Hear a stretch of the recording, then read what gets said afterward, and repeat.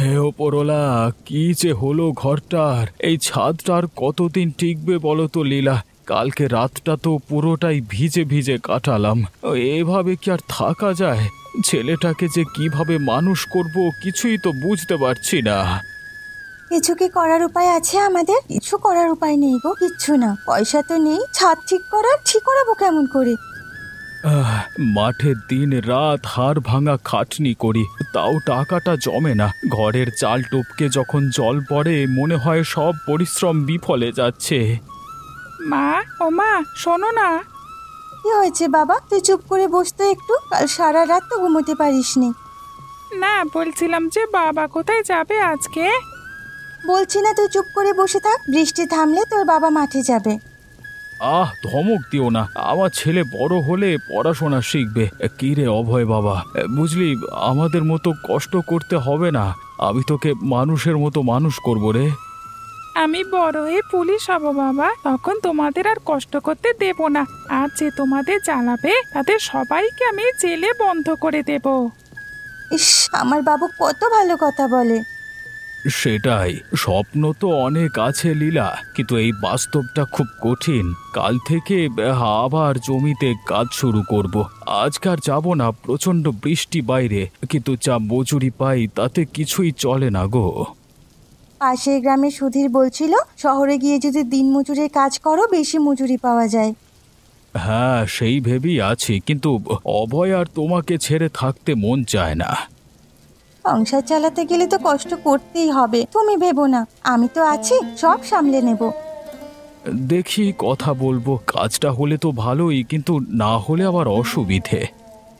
বাবা, ও বাবা, ছাদ থেকে আবারও জল পড়ছে। দাঁড়া দাঁড়া, আমি একটা বালতি এনে দিচ্ছি।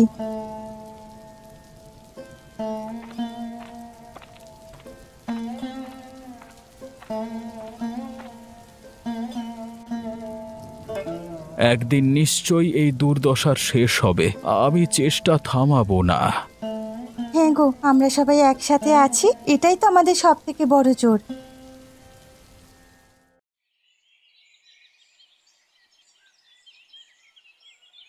কি গো, আজ আবার জমিতে যাচ্ছ? দেখো নাকি বৃষ্টি সবে মাত্র একটু থামলো আর এখনই। হ্যাঁ লীলা, কি আর করব, ঘরে খাবার নেই। দুদিন আগে যে একটু চাল ধার করে এনেছিলাম সেটাও শেষ।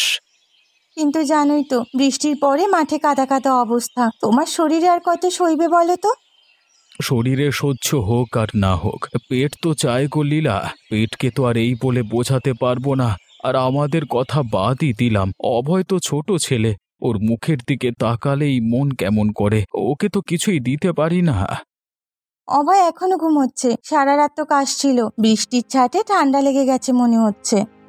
হে ওপরওয়ালা, একটা গরম জামা পর্যন্ত নেই ওর জন্য। আর জামা কি বলছি, ঘরের অবস্থাই এত বাজে, থাকবার জায়গাটুকু দিতে পারছি না। গত বছরের মেলায় যে একটা সোয়েটার কিনে দিয়েছিলে সেটা এখন ছোট হয়ে গেছে। আমি ঠিক করেছি বুঝলে লীলা, আর শুধু জমিতে কাজ করে চলবে না, আমাকে অন্য কাজ খুঁজতেই হবে। কিরকম কাজ বলো তো? এখানে তো তেমন কিছুই নেই। তুমি বললে না যে শুনছো শহরে কিছু নির্মাণ কাজ হচ্ছে, যদি সেখানে দিনমজুরের কাজ পাই খোঁজ নেব। হ্যাঁ বলেছিলাম ঠিকই, কিন্তু তোমাকে ছেড়ে থাকতে ইচ্ছে করে না। আর তাছাড়া তোমাকে ছেড়ে আমি আর অভয় একা একা কি করে থাকবো? আমিও তো চাই না তোমাদের একা ফেলে যেতে, কিন্তু এইভাবে চললে তো খাওয়া পর্যন্ত ছুটবে না আমাদের। ঠিকই বলেছ, দেখো তোমার যা ঠিক মনে হয় করো। মা, বাবা, কোথায় যাচ্ছ? তোর বাবা কাজে যাচ্ছে বাবা, তুই ঘুমো, আমি দুধ গরম করছি। বাবা, আমার জন্য কিছু নিয়ে আসবে? হ্যাঁ অবশ্যই, এবার যদি কাজটা ভালো হয় তোকে মিষ্টি খাওয়াবো। হ্যাঁ হ্যাঁ, আগে কাজ হোক, তারপর না হয় একসাথে একটু ভালো দিন দেখবো। আকাশ পরিষ্কার, আজকে যেন ভালো কিছুর ইঙ্গিত দিচ্ছে। আজকে না হয় কাজ থেকে ফিরে শহরে যাবার চেষ্টা করব। সাবধানে যেও, এই দুর্দিনে তোমাকে ছাড়া আমরা একেবারে অন্ধকারে পড়ে যাব।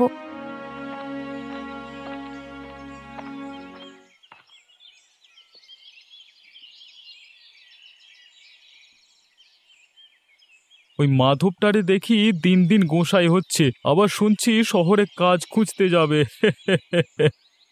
হ্যাঁ, শুনবো না আবার? কাল সকালে বাজারে গিয়েছিলাম, লীলা বলছিল জমির মজুরিতে আর হচ্ছে না, তাই শহরে যাওয়ার কথা ভাবছে। হ্যাঁ গো, যেন ওরা খুব কষ্টে আছে আর আমরা সুখে ভাসছি। আমাদের ভালো দেখলেই যেন হিংসে হয় ওদের। সত্যি কথা বলি, লীলার ওই মুখটা একদম সহ্য হয় না আমার। সবসময় যেন দুঃখের গল্প শুনিয়ে লোকের মায়া পেতে চায়। আর মাধব যতটা চুপচাপ ভাব ধরে ঠিক ততটাই চালাক। কৈলাসবাবু বলছিল মাধব নাকি একবার ওনার কাছেও কাজ চাইতে গেছিল। ওরে বাবা, আমাদের কাজের জায়গায় যদি ঢুকে পড়ে তাহলে তো চলা মুশকিল হয়ে যাবে। আমি তো তাই ভাবছি, আর আমি তো কতদিন ধরেই কৈলাসবাবুকে খুশি রাখি। ওখানে যদি মাধব ঢুকে যায় আমাদের দিন পোড়াবে। তুমি কিছু করো, এভাবে চুপচাপ থাকা চলে? একটা ব্যবস্থা করো যাতে মাধব ওই লাইনে ঢুকতে না পারে। ব্যবস্থা আমি ঠিক করব। কালকে সন্ধ্যায় কৈলাসবাবুর সঙ্গে একটু বিশেষ কথা বলবো, বুঝিয়ে বলবো যে মাধব মোটেও বিশ্বস্ত না। হ্যাঁ, একদম সেটাই করবে। ওদের ভালো হলে আমাদের কেউ মনে রাখবে না, নিজেরটা আগে দেখতে হয়। হ্যাঁ, আর আমি তো কাউকে ছেড়ে কথা বলি না, সেটা তুমি ভালো করেই জানো। জানি তো, আমাদের বাড়ি, কাপড় চোপড়, এই উঠোন সবকিছুতেই যারা চোখ দেয় তাদের সঙ্গে বেশি ভালো থাকা যায় না। আচ্ছা আচ্ছা, আমি উঠি। হ্যাঁ, আজকে কৈলাসবাবুর ওখানে একটু আগে ভাগেই যাই, কথা বলিনি, কেমন? হ্যাঁ, তুমি সাবধানে যেও। আমি তোমার জন্য রান্না করে রাখছি, তাড়াতাড়ি ফিরে এসো।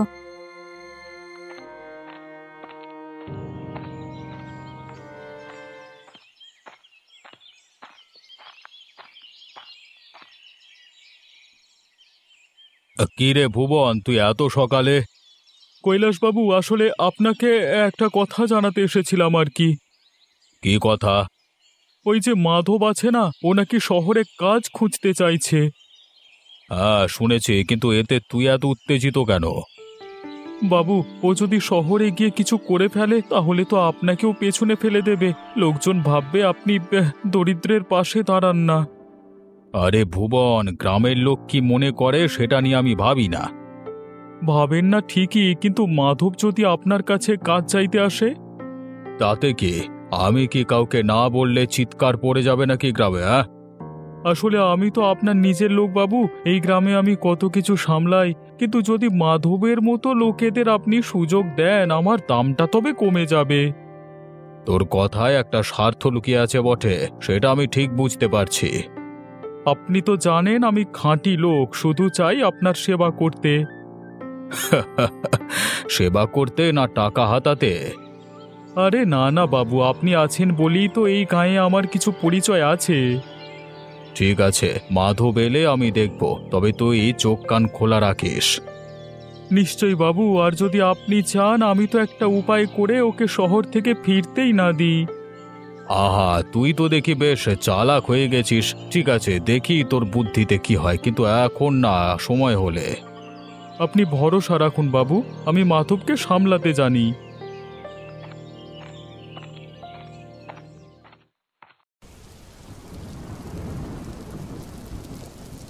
মা, ছাদ থেকে জল পড়ছে, আমার বালিশ ভিজে গেছে।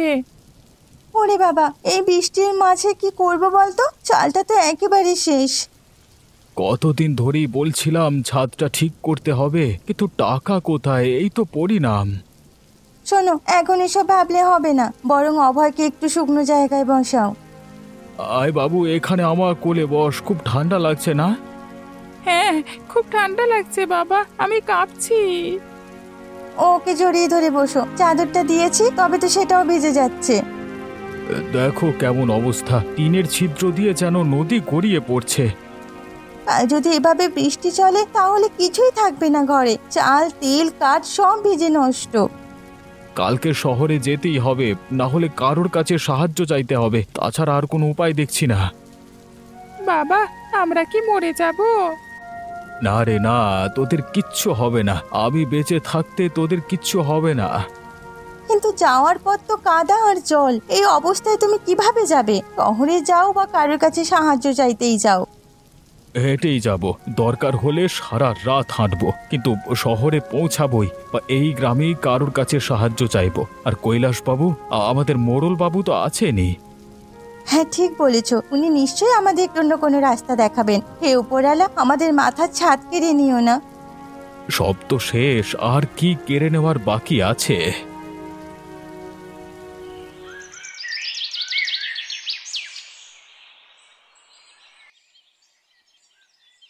আরে আরে মাধব, এত সকালে তাও তোমার এ কি অবস্থা?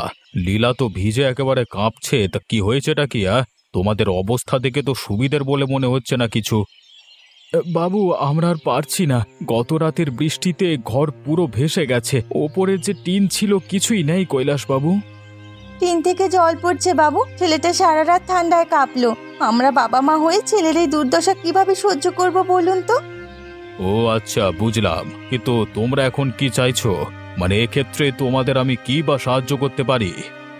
কৈলাসবাবু, একটু সাহায্য করতেন যদি। সেটাই তো জিজ্ঞেস করছি, কি সাহায্য দরকার?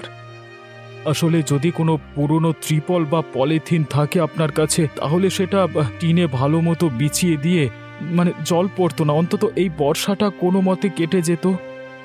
হ্যাঁ কৈলাসবাবু, আমরা টাকা চাই না, শুধু ছেলেটাকে যেন একটু ভালো রাখতে পারি সেই চেষ্টাই করছি। হ্যাঁ, সে বুঝলাম। তোমরাও তো আমার গ্রামেরই লোক। এই দুর্দিনে তোমাদের ফেলে দেওয়া যায় না। তাহলে আপনি... ওরে হারাধন, আরে ওই ঘরের কোণে যে পুরনো পলিথিনটা আছে ওটা নিয়ে আয় তো। সত্যি কৈলাসবাবু, আপনি দেবেন আমাদের পলিথিন? হ্যাঁ হ্যাঁ, তবে মনে রেখো, এটা দান নয়, উপকার মাত্র। রাখ, ভালো করে ছাদে বিছিয়ে নিস। অন্তত আজকের বৃষ্টি আটকাতে পারবি। আর এই পলিথিন যথেষ্ট মজবুত, ঠিক আছে? আপনার ঋণ শোধ হবে না বাবু। এই উপকার আমি কখনো ভুলবো না, কখনো না। আপনাকে অনেক অনেক ধন্যবাদ।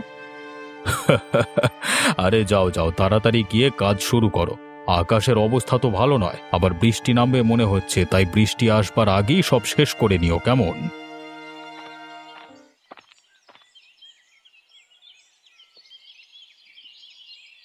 দেখ অভয় বাবা, কি নিয়ে এসেছি।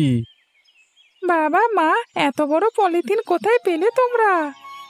হ্যাঁ হ্যাঁ, মোরুলবাবু দিলেন যে বাবা। এটা ছাদে বিছিয়ে রাখবো, তাহলে আর জল পড়বে না। আমাদের এই বর্ষাতে দেখবে আর কোনো অসুবিধা হবে না। তাহলে এখন আমাদের ঘরটা আর ভিজবে না? না রে না, আজকে থেকে আমাদের ঘর থাকবে একেবারে শুকনো। সত্যি বাবা, তুমি সব পারো। হ্যাঁ হ্যাঁ, ঠিক বলেছে তোমার ছেলে। চলো এখন এই পলিথিনটা তুলে ছাদে লাগাতে হবে। লাঠিটা দাও তো, আমি উঠি ছাদে, তুমি নিচে থেকে ধরো। হ্যাঁ,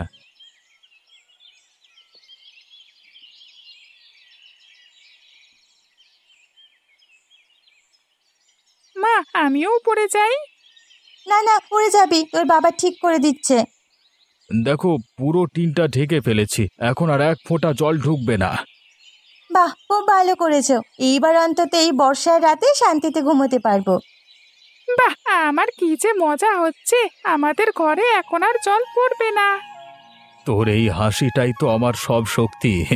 এই সামান্য জিনিসেও যদি তোরা খুশি থাকিস, তবে আমার কষ্ট সার্থক। তুমি শহরে যাওয়ার কথা ভাবছিলে না? হ্যাঁ ভাবছিলাম, কিন্তু আজকে একটা শ্বাস নিতে পারবার মতো অবস্থা হয়েছে। এখন অন্তত একটা রাত তো কেটে যাবে না ভিজে।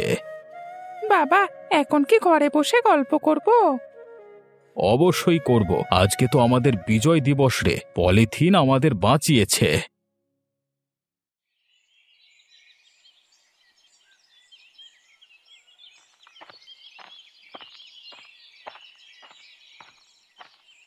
কি গো, এতক্ষণে তোমার আসার সময় হলো? কি গো, কোনো কথা বলছো না যে? এত রাগী মুখ কেন? কি হয়েছে আবার? তুমি বিশ্বাস করবে না কোমল, ওই গরিব মাধবটা এখন আমাদের মাথায় চড়ে বসছে। মানে এসব কি বলছো? ও আবার কি করলো? ওর এই ছাদে এখন কৈলাসবাবুর পলিথিন বেছানো মোড়ল নিজেই দিয়েছে মনে হয়। হায় রে, এত বড় সাহস! ওই পলিথিন তুমি বলেছিলে না গুদামে রাখার কথা? হ্যাঁ, আমি বলেছিলাম, ওটা আমি দরকার হলে নিজের জন্য রাখবো ভেবেছিলাম। এখন কি করবে? কিছু বলবে না?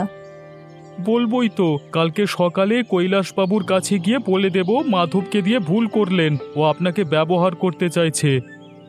ঠিক বলেছো। আর শোনো, কৈলাসবাবুকে এটাও বলো যে যদি মাধবকে আর সাহায্য করেন, কালো ঠিক আপনার পেছনে লাথি মারবে।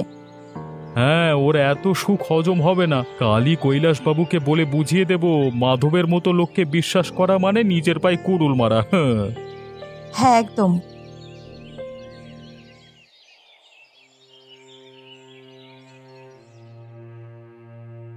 কৈলাসবাবু, একটা কথা বলি, রাগ করবেন না যেন। আরে হ্যাঁ হ্যাঁ, বল, তোর আবার কি হয়েছে? আপনি তো অনেক বড় মনের মানুষ, তাই গরিবদের সাহায্য করেন, কিন্তু সবাই কি সেই যোগ্য? কেন হঠাৎ এ কথা? কি বলতে চাস কি তুই? হ্যাঁ, পরিষ্কার করে বল আমাকে। মাধবকে যে আপনি পলিথিন দিলেন, সে সেটা এখন এমন ভাবে সবাইকে দেখাচ্ছে যেন আপনি ওর আত্মীয়। কি বলছিস কি? আমি তো শুধু সাহায্য করেছিলাম। হ্যাঁ বাবু, কিন্তু গ্রামের লোকজন বলা বলি করছে মাধব এখন কৈলাসবাবুর প্রিয় লোক, সে নাকি বাবুর আশীর্বাদ পেয়ে গেছে। এ কথা সত্যি? হ্যাঁ বাবু, আর ও তো এখন এত খুশি যে বলে বেড়াচ্ছে মোড়ল আমাকে নিজে দিয়েছে, আমি খুব কাছের লোক মোড়লের। তাই নাকি? তাহলে তো বেশ বোঝা যাচ্ছে উপকারের মূল্য নেই ওর মধ্যে। আমার মনে হয় এই পলিথিনটা আপনি ফিরিয়ে নিলে ভালো হয়, আর ওকে বুঝিয়ে দিন আপনি কাউকে বিশেষ সম্মান দেন না। ঠিক বলেছিস, যা ওর বাড়ি গিয়ে পলিথিনটা নিয়ে আয়, আর ওকে বলে দিস ও যা পেয়েছে সেটা ওর প্রাপ্য ছিল না। ঠিক আছে বাবু, আমি এক্ষুনি যাচ্ছি। এই গ্রামে শৃঙ্খলা ভেঙে যাবে যদি সবাই মনে করে আমি পক্ষপাত করি, তাহলে এটা একটা ভুল বার্তা ছড়ানো হবে, যেটা আমি একদম চাই না। আপনি চিন্তা করবেন না, আমি সব ঠিক করে আনবো বাবু।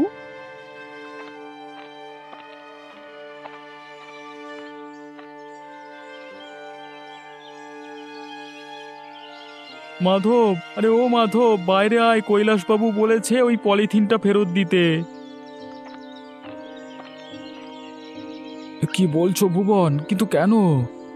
কৈলাসবাবু বললেন এটা তো তোকে চিরকাল রাখবার জন্য দেয়নি, দরকারে আবার চাইতে পারেন, এখন দরকার হয়েছে তাই ফেরত চাইছেন। কিন্তু কাল তো নিজের হাতে দিলেন, বললেন বৃষ্টি আটকাতে কাজে লাগবে। হ্যাঁ, তখন বলেছিলেন, কিন্তু এখন ওনার এটা চাই। আর হ্যাঁ, বেশি প্রশ্ন করলে উল্টে বিপদ হবে। হ্যাঁ বাবা, ওটা যদি না থাকে আবার তো জল পড়বে। ঠিক আছে ভুবন, তুমি বসো, আমি খুলে দিচ্ছি। আমি দাঁড়িয়ে থাকবো না বেশি সময়, তাড়াতাড়ি করো। এই নাও, দিয়ে দিও কৈলাসবাবুকে, কেমন? হ্যাঁ, আর বোঝো ভালো করে, কার দয়া হলে কি পাও আর না থাকলে কি হারাও। আসি।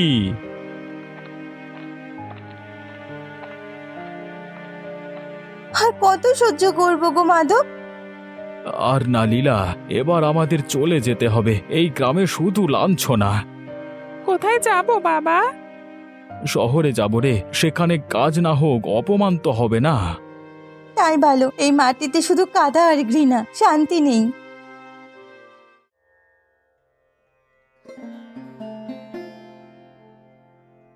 কি গো শুনছো? দেখো, এই যে দেখো, জল পড়ছে আবার চাল থেকে। দাও তো এই বালতিটা, না হলে তো পুরো ঘর ভিজে যাবে। কতবার বললাম সরানোর কথা, কিন্তু হলো আর কই? এরপর কোনো দিন এই চাল একদিন ভেঙে মাথায় পড়বে। শুধু তো বলেই গেলে, সারাবে কবে? আর সারানোর জন্য তো টাকার প্রয়োজন, সেটাই বা কোথায় পাবো আমরা?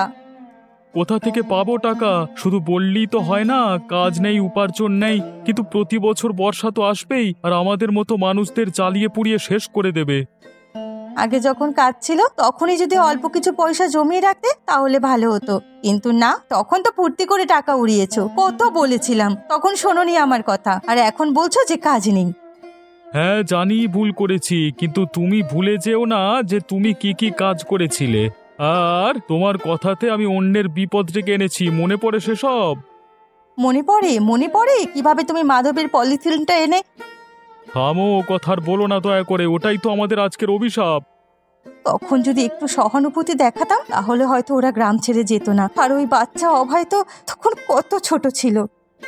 আমি স্বীকার করছি ভুল করেছিলাম, কিন্তু তখন তো ভাবিনি। পৃথিবীতে কেমন সব জিনিস ঘুরে ফিরে আসে বলো তো? এখন আমরাই সাহায্য চাই, কেউ দেয় না। কৈলাসবাবুকেও ধরেছিলাম একদিন, উনি বললেন এখন আর আমি নাকি আগের মতো কাজ করতে পারি না, তাই তিনিও আমাকে সাহায্য করবেন না। আর ওনারও তো কম বয়স হয়নি, আজ আছে কাল নেই, এরকম অবস্থা। মনে পড়ে কি দাপট ছিল তোমার, সবাই কি ভয় পেত, আর এখন দেখো কেউ দেখতেও চায় না। আর কি বলবো, সময় বদলে গেছে, শুধু চাল না মনটাও চুপসে গেছে গো। এত বছর পরেও একটা পলিথিনও জোটে না, কি দুর্ভাগ্য। সত্যি কোমল, এবার বুঝলাম অন্যের দুঃখে হাসলে একদিন নিজের চোখে জল আসে গো। এ অভয়, তুই? কি তুই এখানে? তুই এত বড় হয়ে গেছিস? হ্যাঁ কাকা, কম কি, সময় যা হয়ে গেল প্রায় অনেকটা বছর। এতগুলো বছর এই গ্রাম ছেড়ে শহরেই ছিলাম। আজকে ভাবলাম বাবার ভিটেটা দেখে যাই, বিক্রি করব ভাবছিলাম। বাবারে, কি সুন্দর দেখতে হয়েছিস। আয় আয়, ভেতরে একটু জল খা। না কাকা, বেশি সময় নাই, কিন্তু একটা জিনিস দেখে থেমে গেলাম বুঝলে। কি? তোমাদের ঘরের চাল থেকে জল পড়ছে। আমি জানি এ কষ্ট কেমন। হ্যাঁ রে, এখন আর কেউ আগের মতো সাহায্য করে না। এই দেখুন, এটা পলিথিন, চালের উপরে বিছিয়ে দিলে আর জল পড়বে না। তুই আমাদের দিচ্ছিস? হ্যাঁ কাকা, এটা সেরকমই একটা পলিথিন, যেমনটা একদিন আপনারা আমাদের থেকে নিয়েছিলেন। অভয়, আমাদের লজ্জা হচ্ছে। আমি যে তোর চোখের দিকে তাকাতে পারছি না রে।